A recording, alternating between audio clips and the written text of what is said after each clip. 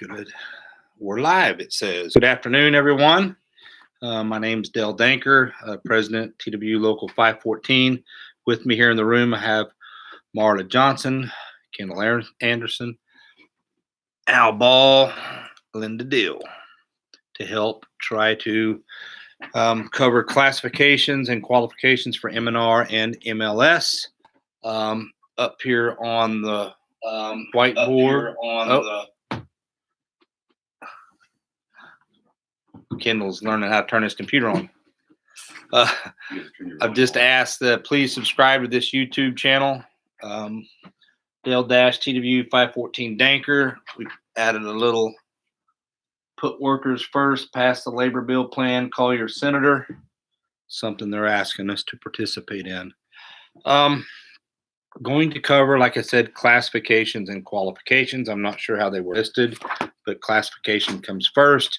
It actually leads to questions going into qualifications. So the first two that we've done today were about an hour and 30 minutes and an hour and 46 minutes. And I'm going to get into this and I'm going to try to make it go as fast as possible, but not miss anything. So if I go faster than somebody wants, chime in and say, Dale, slow down, and or back up, and we'll do that. So let's get going. In the M&R book, I'm in classifications, and it's page 18. Up at the top, in paragraph A, it says employees. I did want to add one other thing. He was not on the earlier two, but Raleigh Reeves, president of TW Local 567, is on, and he said he would be more than willing to hang with me as we go through this in case there's questions or I get hung up, and then I could text him and maybe he could help answer questions. So Raleigh, thank you for being on. No, he's been up since about 3 or 4 o'clock this morning, walking the floor at DWH. I wanted gee whiz information. We just got a phone call from the secretary of the airline division. She asked if we had any reported coronaviruses. They do have one out of Local 513 now. So that's Fleet Service and Facilities at DFW. We do not have any current here in Tulsa, but that's something to pay close attention to. Employees covered by this agreement will be assigned to a classification with one of the following groups. Number one, aviation maintenance group. So when we're using the word group, we want you to start thinking about groups as like title groups. The word group is a little bit different than what we're accustomed to, but if you think of it in terms as title 1, 3, 5, the different titles we're accustomed to. If you think as group as meaning title, then that'll help you. Aviation maintenance group, ground support equipment, GSE facilities maintenance group, operations maintenance group. Then in B, it breaks it down one step farther. The classifications including in the aviation maintenance group will be as follows. Inspector, and it lists in parentheses, it's a premium position. Crew chief, AMT, premium. Tech crew chief, AMT, premium. AMT is a basic classification for 1, 2, and 3 above. Interior mechanic is a basic classification for 1, 2, and 3 above. Number 6, overhaul support mechanic, crew chief cleaner, premium, and cleaner is a basic classification for cleaner crew chief. C, classification including GSE facilities maintenance group will be as follows. Crew chief, GSE facilities, premium. Tech crew chief, GSE facilities, premium. Maintenance mechanic, GSE, it's a basic class for 1 and 2. Maintenance support person, GSE facilities. Classifications including in the operations maintenance group will be as follows. Senior QA assurance auditor, premium. Senior aircraft maintenance planner, premium. Senior tech dock specialist, premium. Senior bill of work, EDAOD, planner, premium. QA auditor, basic for 1 above. Aircraft maintenance planner, basic 2 for above. Tech dock specialist, basic 3 for above. Okay, and then it gets into paragraph E. Trying not to read just everything. it does say in the very last sentence of this paragraph, when it is necessary to determine which classification any undescribed work and duties shall be assigned, the appropriate classification shall be determined by where the majority of the normally assigned work and duties lie in the established classification description. You're going to see me back and forth with glasses that I need to go get a new prescription for. I want to say this. We lost the type work of composite. Tool and die makers went into machinist if this is ratified. So I believe what's going to happen is the tool and die shop in the composite building. So they were making composite shop aid tooling. This has been something that, what, Kendall, year and a half it's been going on, this discussion where those guys would land? Yes. Tool. I believe that the company will, it talked about it in something else that we was covering earlier. It talked about transition and transition period. There's going to have to be a look at what some things are classified as and whether it's going to stay that way or not. I believe the composite shop, the guys that are making shop aids for composite, I believe that work is going to be looked at and make a determination is going to be made if those are going to be composite mechanics or if that work is going to be folded up into the tool and die machinist world. Just that's what I believe is going to happen because the question's been before us for a year and a half and it's kind of just been put on the back burner. All right. E1. Since the work of handling fire extinguisher equipment when an aircraft is in a station has not been incorporated in any of the classification descriptions, it basically shall remain unclassified work which may be performed by employees in all classifications covered under this agreement and the fleet agreement. Number 2, housekeeping functions. In the interest of cleanliness and safety, employees working in jobs in their classifications shall do their housekeeping. F, a crew chief. We talked about this earlier as well. We answered this question. A crew chief shall be maintained on duty when 3 or more employees on their shift at the listed stations. Those line stations not listed and at base locations, it's 4 or more and shall not be greater than 16. It goes on to say there will be no reduction in the number of crew chiefs of data ratification as a result of the implementation of these ratios. Any reduction will result through attrition. In no event will a tech crew chief be considered part of the mechanic to crew chief ratio. Says, should it become necessary to increase the number of employees, we talked about this earlier, one of the other videos, we believe Tulsa will go up in crew chiefs due to this ratio.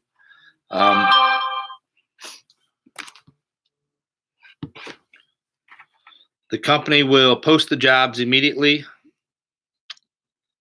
In the chart that I'm looking at, it says, chart below shows the appropriate non-bid classification for each crew chief classification in this agreement. However, the company reserves a right to have any crew chief supervise employees in a lateral or lower non-bid classification than themselves.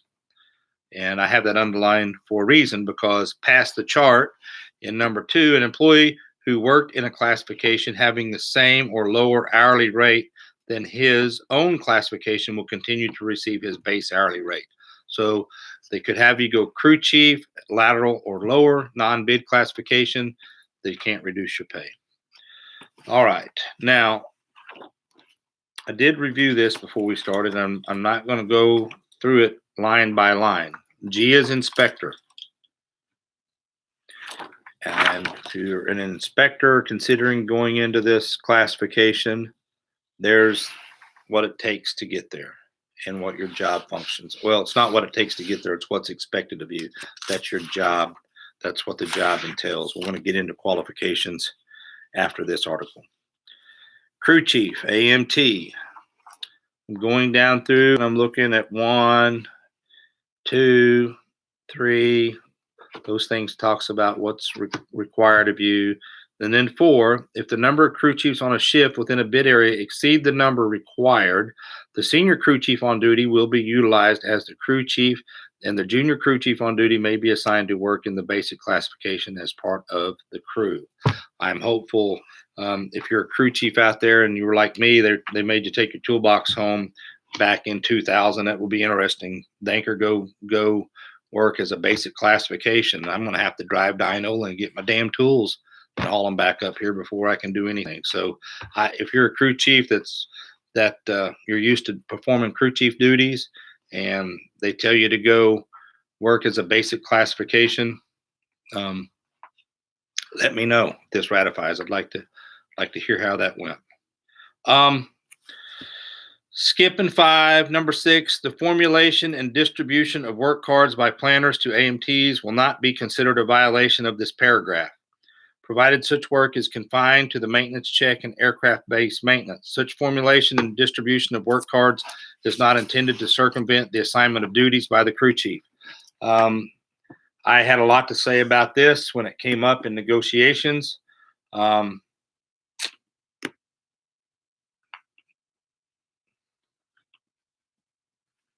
It's frustrating to me.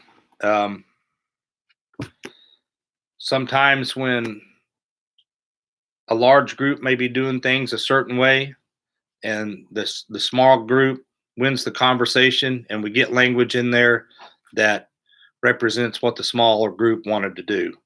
To me, crew chiefs out there, do your crew chief job.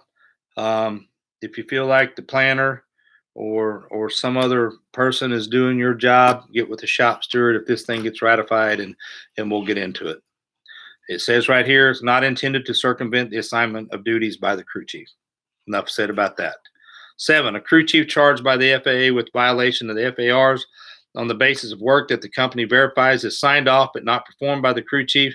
Then upon request, the company will provide assistance, including legal assistance if necessary, to the crew chief for the defense of the violation and be responsible for the payment of any fine imposed on the crew chief, provided that the company believes that the charges are unjust and that the crew chief should not be fined. Once notified, the company will consult with the association flight safety rep concerning this matter. Just read that out loud because it's in there.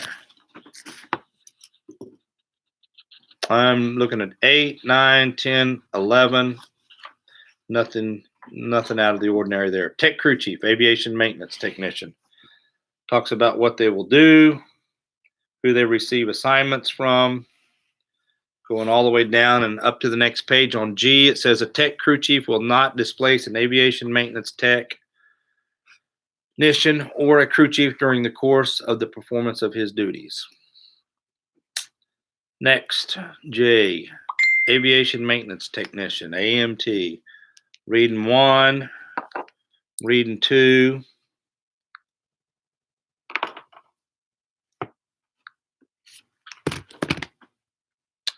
Reading 3 and 4, Linda. Yes. It's in a couple of different places. In those locations where MLS are staffed but are absent or unavailable at the time, he may chase his own parts. In addition, at base locations, may move parts within a work cell to which he is assigned. Such performance of MLS duties shall not circumvent the normal MLS overtime coverage requirements. My interpretation of that, if an MLS is on their break or goes to lunch because the company didn't want to line up lunch breaks, or if they went to the restroom, or if they're performing a job by moving a part somewhere else, that does not give this J, aviation maintenance technician, the ability to go move parts. I mean, if there's so much work in an area that one MLS assigned to that area can't physically get it all done, and it says right in here, shall not circumvent the normal MLS overtime. They choose not to put overtime MLS in there or staff with more headcount. That's not going to give anybody in any classification a right to do their job. So enough about that. If it happens, we'll deal with it. All right, then 5 and 6, nothing exciting there. K, interior mechanic. So out in Phoenix, I believe when U.S. Airways and America West merged, America West had an interior mechanic position. And oh, the phone calls I've had over interior mechanics. And we want interior mechanics in Tulsa. The OSMs are performing that job, and we should be making the same wage. And just tons and tons and tons of conversation about interior mechanics and overhaul support mechanic. So in the course of this contract, it was discovered that the IM, their belief was that that position was going to sunset in one of their previous contracts, and they found out it did not. So won't go into the details of stuff that's I'm not the representative of, but this interior mechanic classification in the back of the book has a letter, and that letter says, during the discussions leading to the joint collective bargaining agreement for mechanic and related employees, the following was agreed as it relates to the interior mechanic. The company will phase out the interior mechanic classification through attrition.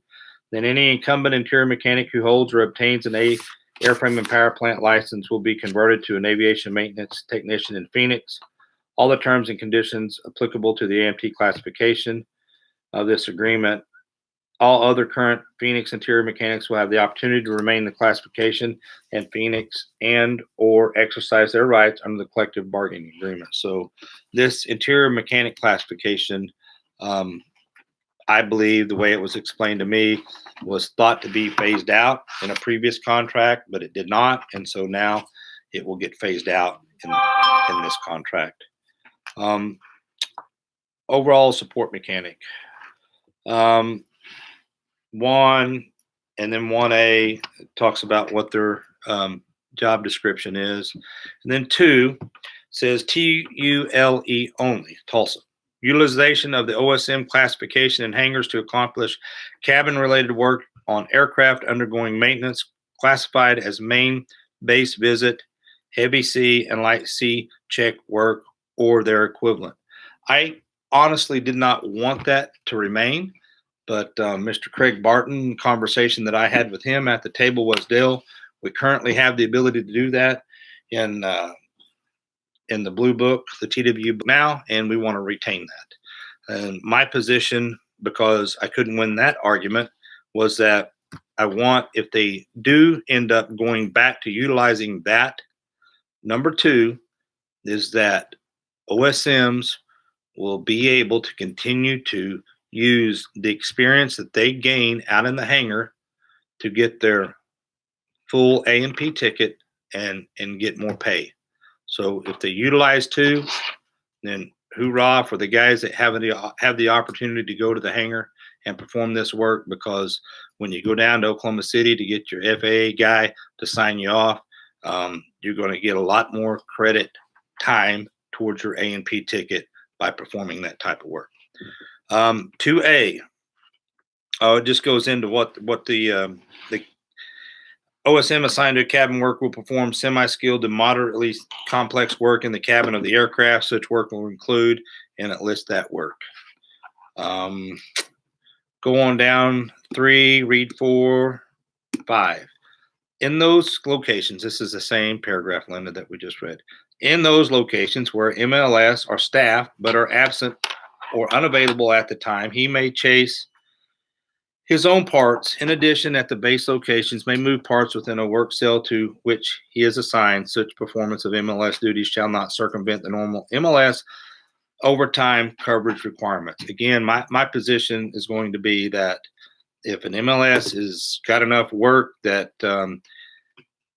he can't or she can't get it all accomplished before somebody wants to move a part, that does not give this classification of an OSM a right to move parts because the company hasn't properly staffed MLS within those shops to accomplish the workload. That's my position on that. 6, 7, pretty straightforward. 8's pretty straightforward. 9 is the OSM percentage. So the number of OSM at DWH and Tulsa base maintenance locations shall not exceed 20% of the total population of AMT group employees at each base. The company may not employ OSMs at base locations other than DWH and Tulsa unless mutually agreed by the association. So that is 20% is down from the last contract of 25%. So why is it in there that the company may not employ OSMs at base locations other than DWH Tulsa unless mutually agreed on by the association? Because there was other base locations that are listed in our contract that did not want OSMs. They're like, that work went out the door, full paid up mechanic. And if it comes back, we want it to be full paid up mechanic. That's a good conversation. It's fun to entertain that thought. What's not fun is to entertain the other side of that coin, which says, well, we don't want OSMs anywhere. Just pretend that the people in the room won. If they won the day and said, we don't want OSMs anywhere, what does that mean for Tulsa? And what does it mean for DWH? I don't know. But it was not a conversation that I was even remotely interested in entertaining, and fought for the fact that, you know what? We have OSMs in Tulsa. We want to keep them because we have OSMs, because we have all the back shops in Tulsa. That's more work, more airplanes that can come to Tulsa with about anything, and we can turn it for this company. So I'm not going to say their names on this video, but if you poke around on Facebook and ask enough of the right questions, there's people that did not want OSMs at their locations. So what we got is language that says that they will only be in DWH and Tulsa. And that's fine with me, because even though there's some that are upset that the OSMs didn't get a 16.1% pay raise, I'm damn glad that you got a raise and that you got a job, and we're going to keep your job, and your job's protected. And your job, if you so desire, can lead to enough experience that you can go get an A&P ticket signed off, take the test. So I'm happy that we were able to protect the OSM classification. And I'll shut up and we'll move on. Crew chief, cleaner. Number 1, if you read that, talks about what your job is. I'm taking a big, glad I'm not in New York. That's more than you're allowed to drink in New York, right? In Oklahoma, you can get whatever the hell size cup you want. All right. Number 2, Linda's laughing at me. Number 2, crew chief will be responsible for the performance of his crew. All this stuff is this, boilerplate language for what a crew chief is responsible for. It's a little bit of our book, a little bit of their book. Pretty lengthy. I think the crew chief should make more than their premium because of the responsibilities that's put upon them, but at least we did increase it, and hopefully it can go up in the years to come. Cleaner. We went over the cleaner seniority letter, but I want to go to D, and cleaner classification D. Cleans and polishes ground and automotive equipment. That's, if you're a cleaner here in Tulsa, that's different. That's out of the IM language. Cleans equipment used and the work area and reports the need for repairs to his crew chief or supervisor. May service the equipment used to keep it in good operating condition. May mix the cleaning compounds and solutions. So D is new. It'll be interesting if they have our cleaners go clean and polish ground and automotive equipment. We'll see. Then I want to skip E, F, and go to G. Cleaners will continue to clean hangars, shops, locker rooms, washrooms, and perform cabin service such as placing and arranging in aircraft, magazines, newspapers, flight kits, and other passenger conveniences in locations where this work is currently being performed by the association. So in Tulsa, we don't do that type of work.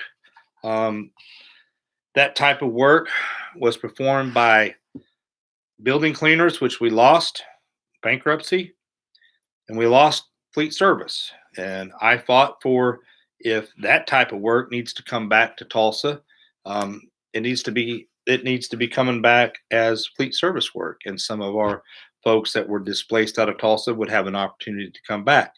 And it is actually in the fleet service book that there is an opportunity for Tulsa to come back as a fleet service city. So thankful for that. But because our arguments, that I did not want the aircraft cleaners to do in full up utility type work in the IM stations, paragraph G was incorporated.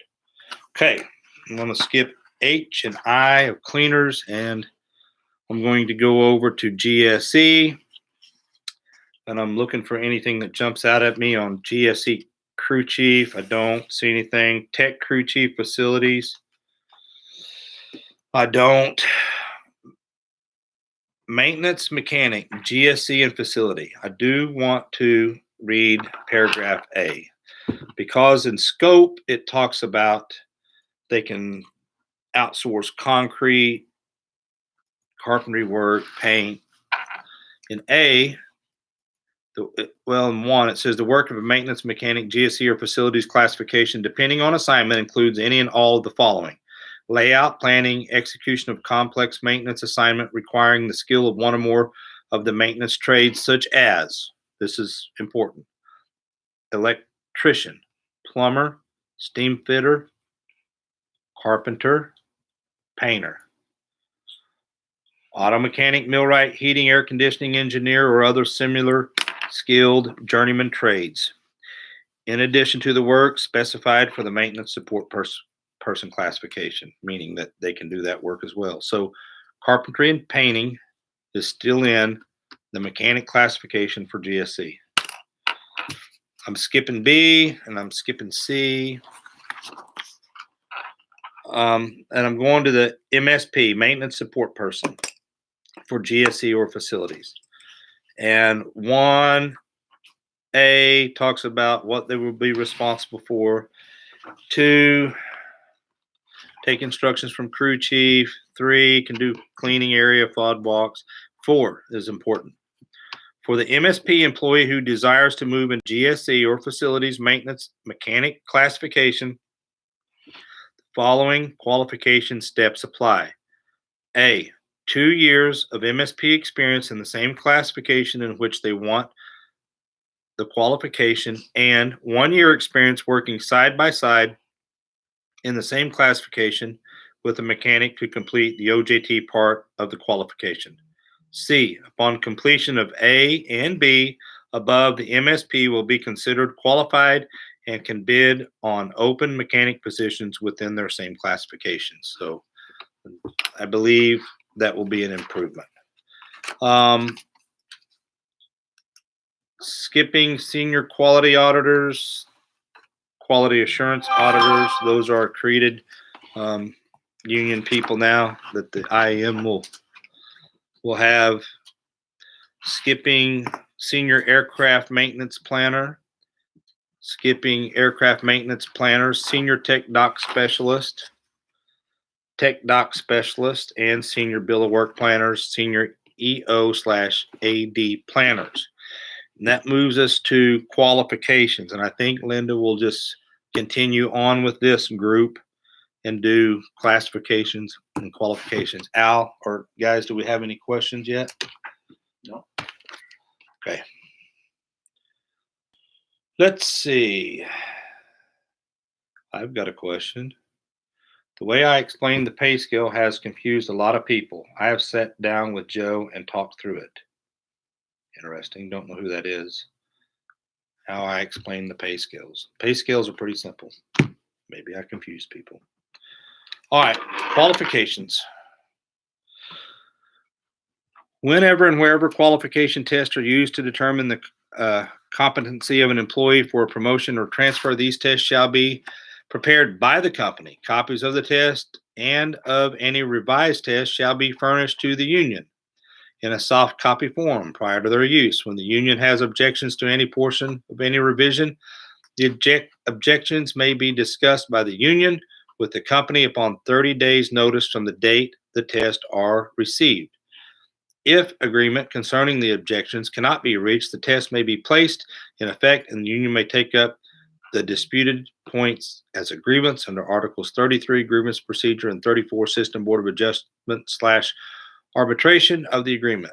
The qualifications which shall be used in the filling of vacancies and new jobs are as follows. Now, before we had a QAM manual, so a qualifications manual, and it had umpteen revisions, and it was difficult to find and difficult to basically get in and find out the job that you wanted to that maybe have an opportunity to bid on and qualify for. So it was easy for everyone at the table to agree that we would like to have everything in the contract.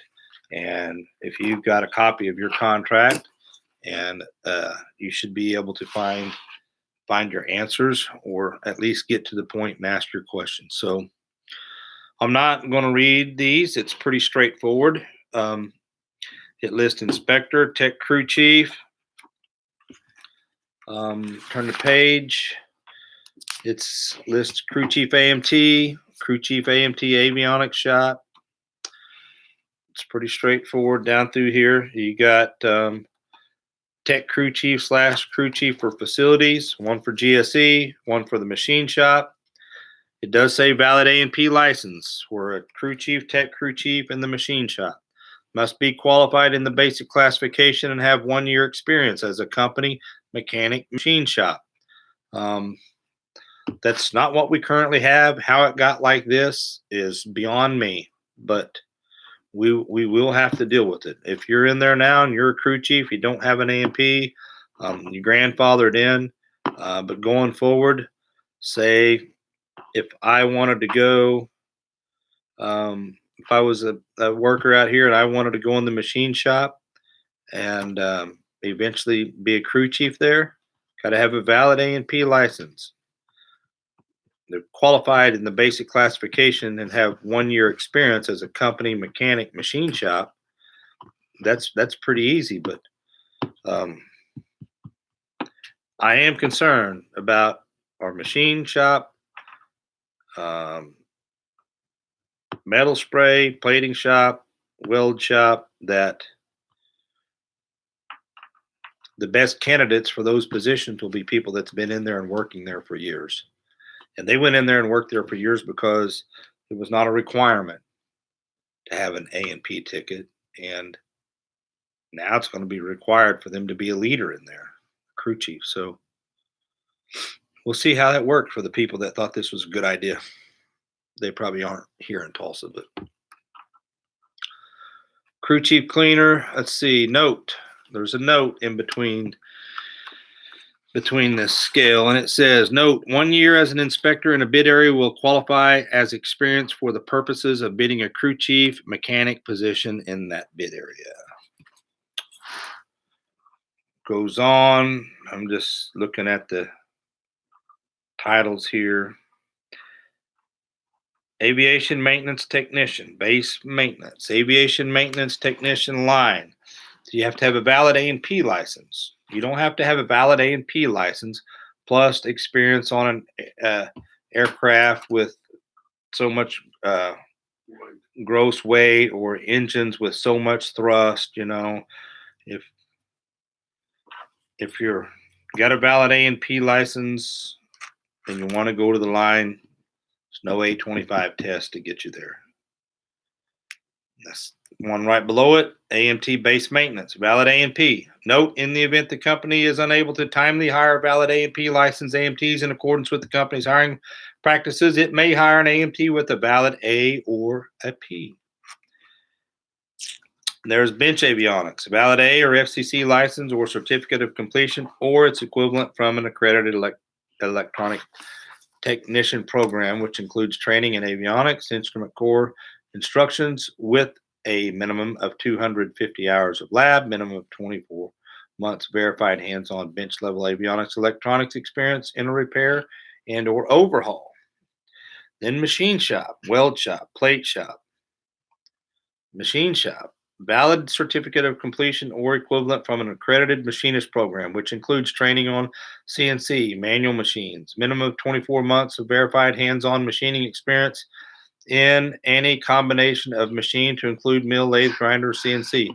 Must satisfactorily demonstrate his qualifications by successfully completing a test prior to accepting into the machine shop. Still going to be a little bit difficult to work out here in some other area and have an opportunity to go into the machine shop.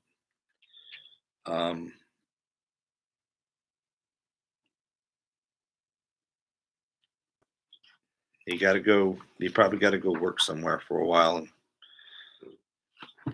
try to get your experience. Weld shop, valid certificate of completion or equivalent from an accredited welding program, and must meet all qualifications as designated in the material process spec manual. Must satisfactorily demonstrate his qualifications by successfully completing the applicable test prior to accepting into the weld shop. Plate shop, 24 months verified hands-on work experience, aircraft type plating.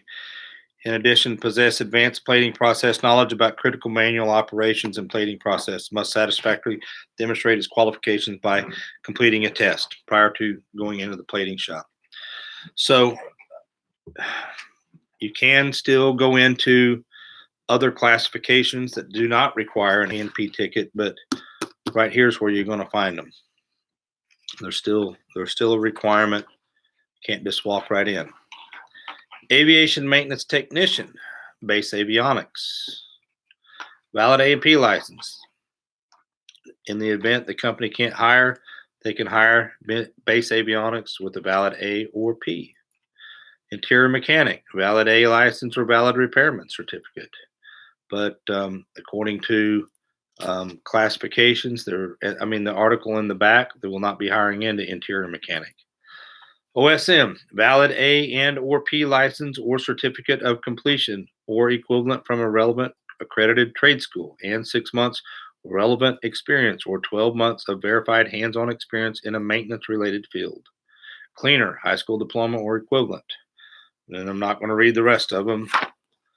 Tech docs, planners. All right. Next page in B. Failure to pass one of those above listed qualifying tests shall restrict an employee from bidding into the respective classification shops for 6 months. So you fail, you're locked out for 6 months. C, if any employee fails on the second attempt of the same skill qualifying test, such employee will not be eligible to test again for the same skill qualifying test for 12 months. What are we now currently? 12? Are we 12? Marla, do you know? If you fail a test? Yeah. Yeah, that's okay. Fail. It's 6 months. I think it's 6 months.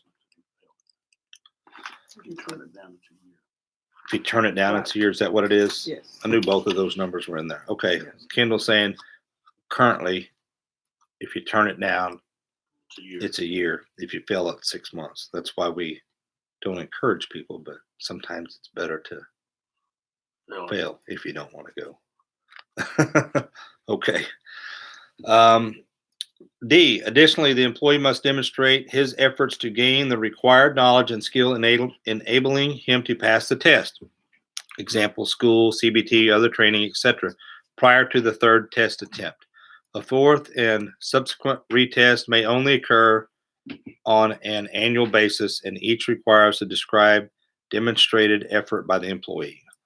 Qualifications under this agreement are to be determined by work experience as indicated on the hiring application, military records, or accredited training or educational experience. An employee may submit updated work experience, which the company shall use for qualifications under the agreement. The company shall notify the employee within 30 days of the approval, disapproval of the updated work qualifications. F, for the purpose of this article, 1 year of experience is understood to be 2,080 work hours. 18 months of training is understood to be 1,620 classroom hours unless otherwise specified.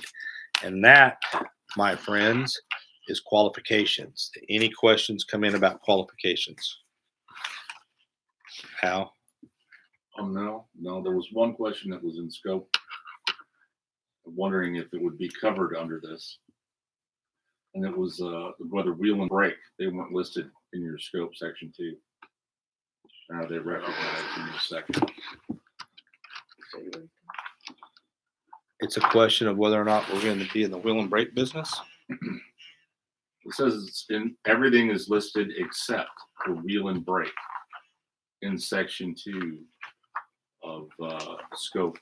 Article I, Section 2.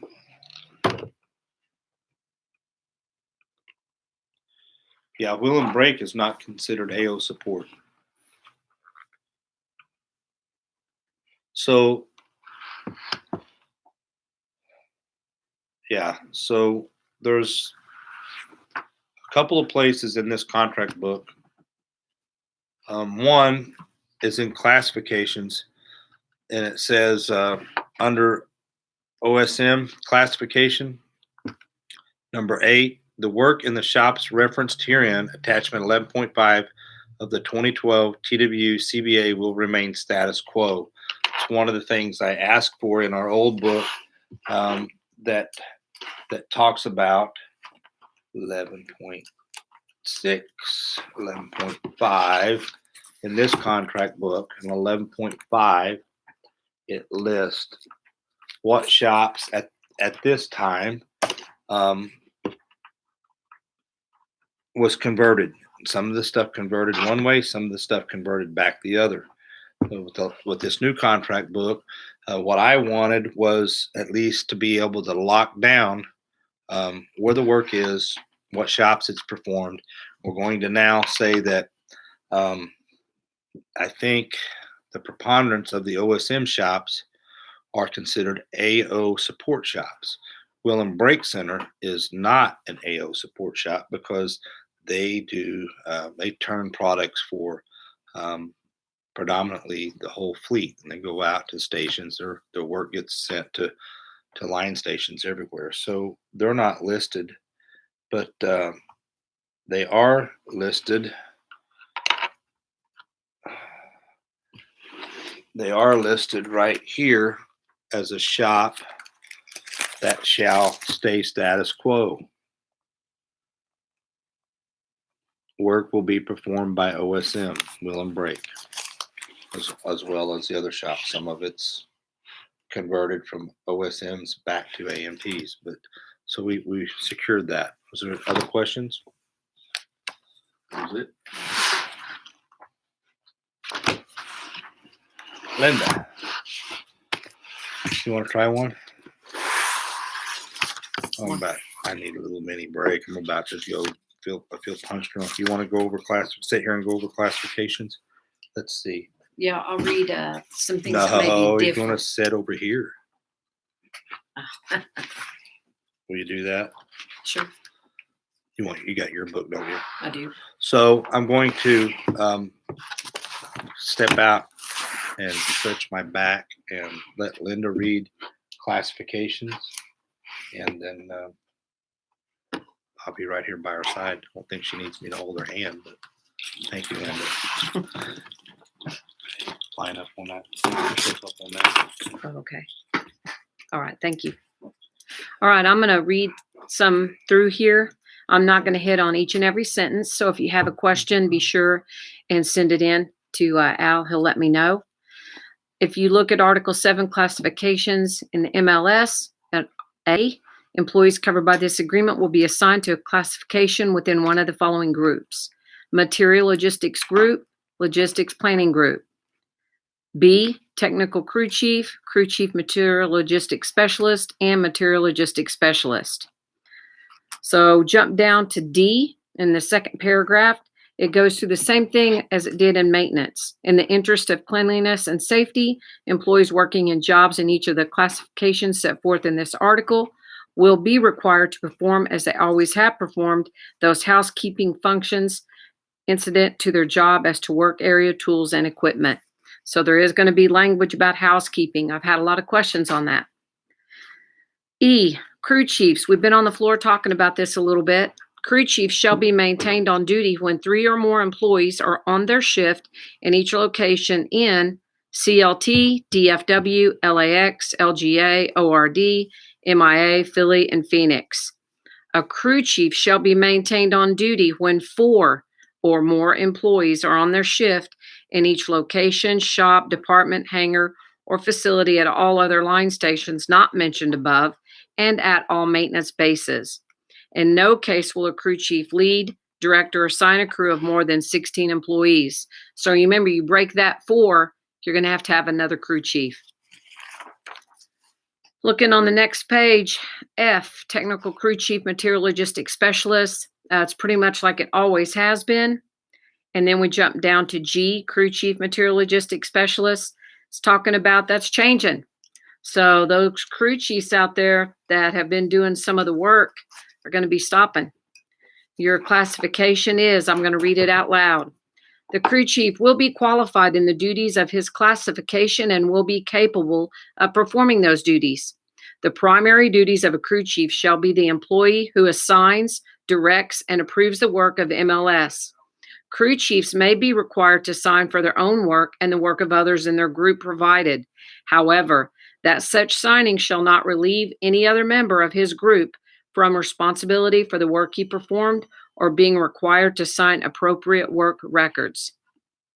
The crew chief will be responsible for the completion of paperwork and reports in connection with their normally assigned duties. He will assist his crew in the performance of their duties, provided that assistance does not interfere with the performance of his primary responsibilities as described below. While he is performing such duties, his primary responsibilities will not be assumed by others. The crew chief may be required to demonstrate proper work methods, conduct on-the-job training, conduct meetings, or indoctrinate employees in new or revised operational procedures. Going to the next page, number 2. The crew chief will be responsible for the overall performance of his crew, including the timely and satisfactory completion of work assignments. He must ensure employees assigned to his crew are properly utilized and instructed for the efficient performance of their daily work, and that required forms, records, reports, and other paperwork are completed legibly and correctly. I'll read that again. They do their daily work, and that required forms, records, reports, and other paperwork are completed legibly and correctly. We have a lot of new language in there for crew chiefs. In addition to the above, the crew chief may, upon request, assist management in areas such as, but not limited to, periodic evaluation of operational requirements and performance, operational planning and scheduling, evaluation of training methods and techniques, evaluation of equipment, vehicles, and tools. 4, if the number of crew chiefs on a shift within a bid area exceeds the number required, the senior crew chief on duty will be utilized as the crew chief, and the junior crew chief on duty may be assigned to work in the basic classification as part of the crew. Remember, basic classification is your regular MLS, and your premium classification is going to be your crew chiefs now. So let's look at H. A lot of changes here. Material logistics specialist. The work of the MLS classification, depending upon assignment, includes any or all of the following, but not limited to requisitioning, receiving, storing, stock chasing, dispersing, transferring, counts, kitting, checking, inspecting, exchanging, returning to factory, issuing, shipping, delivering, rearranging stock, non-inventory supplies and stock, equipment, supplies, inventorying, warehousing of supplies, including tools and materials utilized within the tech ops department. Number 2, the pickup and delivery of parts and materials to designated locations, the driving of motor vehicles, and the operation of stores equipment, delivery, transfer, preparing for shipment, and receipt of AOGs and OTS parts shall be performed by MLS. Receiving, preparing for shipment of parts and materials, including the handling, processing, and shipping of hazardous materials. At any location where MLS are not staffed, AOG parts may be transported from such location at the discretion of the company by vendors or other employees of the company not covered by this agreement. So a couple of changes there that I would like you all to look at in the book that you will get. If you have questions, again, type in, we'll take care of you. If you look over, we're going to go past 3, 4, 3 to 11. Jump over to page 13 and look at 14. As may apply to work assignment, you're going to be climbing on ladders, bins, etc. You're going to drive or guide powered equipment such as industrial tractors with or without a trailer, a forklift truck, or other company motorized vehicles. In the movement of parts, equipment tooling uses hand tools such as, but not limited to, power saw, hammer, crowbar, pliers, screwdriver, wrench. We're not in conflict with facility maintenance work. It's very important to remember that, please. We're not in conflict with facility maintenance work. If you have questions about that, call me, see me, I'll take care of that. Uses industrial scales, uses cleaning equipment such as a broom, dust cloth, dustpan, and rags.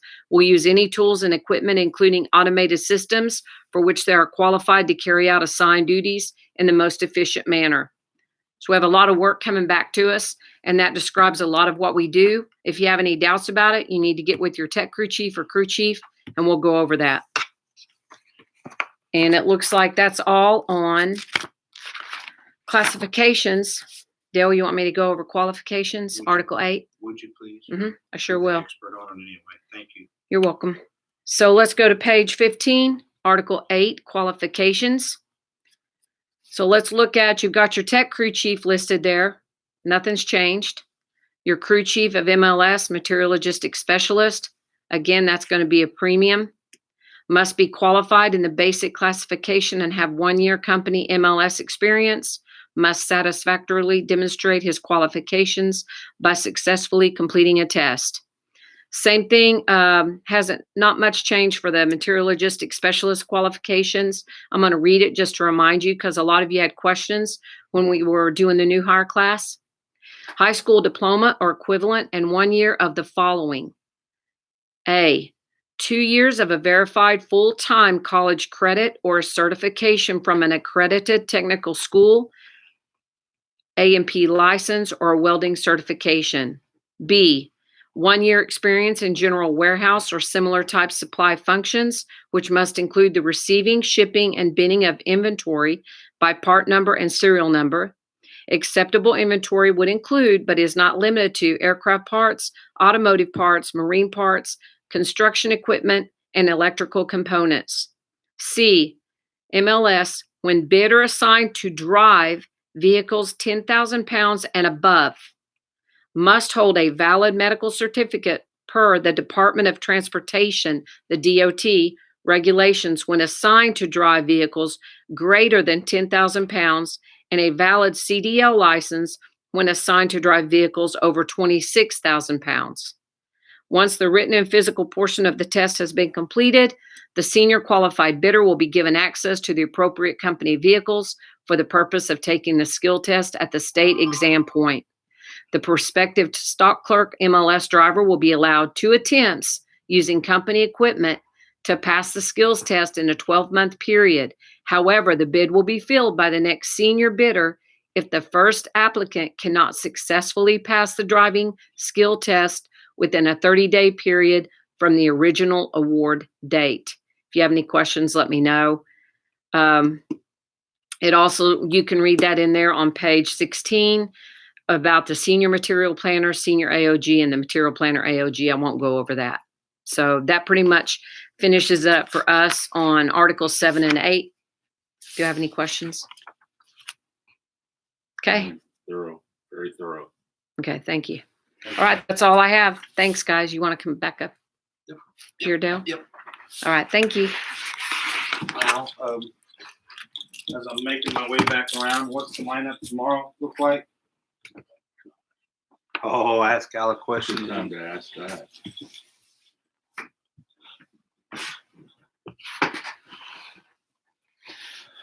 Well, what I was asking Al We'll be was, covered. okay, 8 a.m., filling of vacancies. At 11:30 a.m., it'll be hours of service. at 3:30 PM, absence from duty, rebids, and realignments. Okay.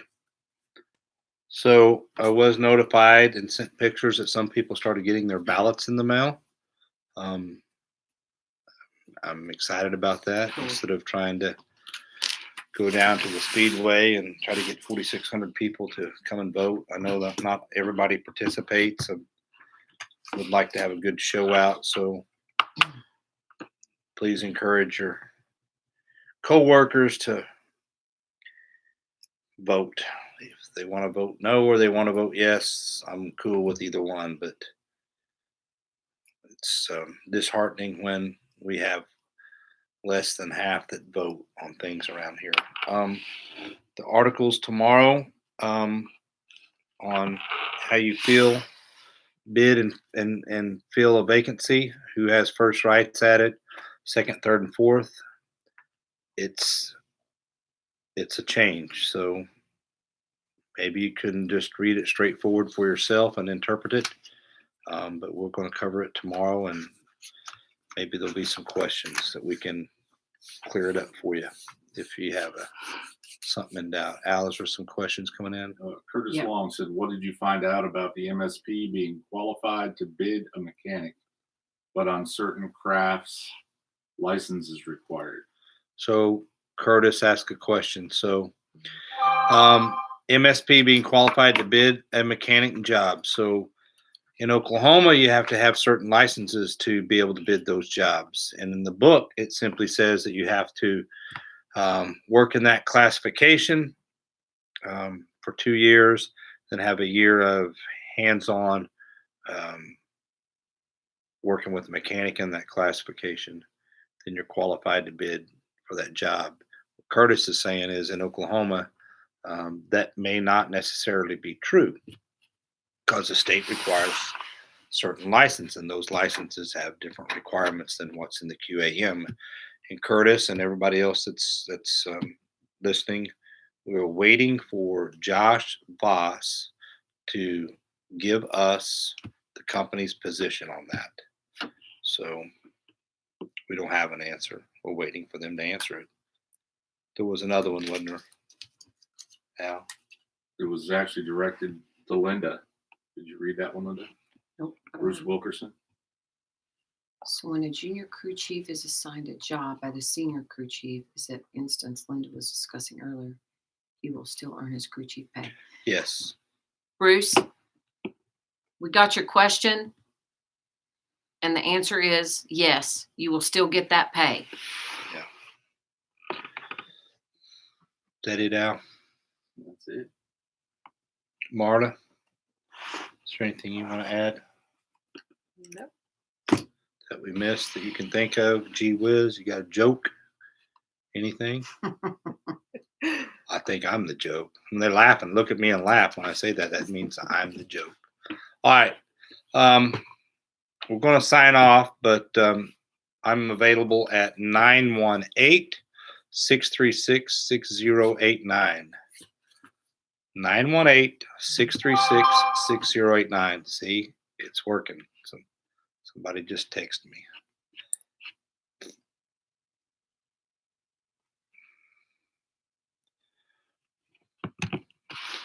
All right, we're going to sign off. We'll pick back up at 8 o'clock in the morning, and we'll cover some more. And Wednesday morning, the voting opens up and hopefully gets opened up and closes. And I'm hopeful that we'll ratify this agreement. Coronavirus will have a short life, and we'll get back to our lives as what we thought was normal a few weeks ago. Y'all have a good day. Thanks for tuning in. We'll see you tomorrow morning if you get back on. Thank you.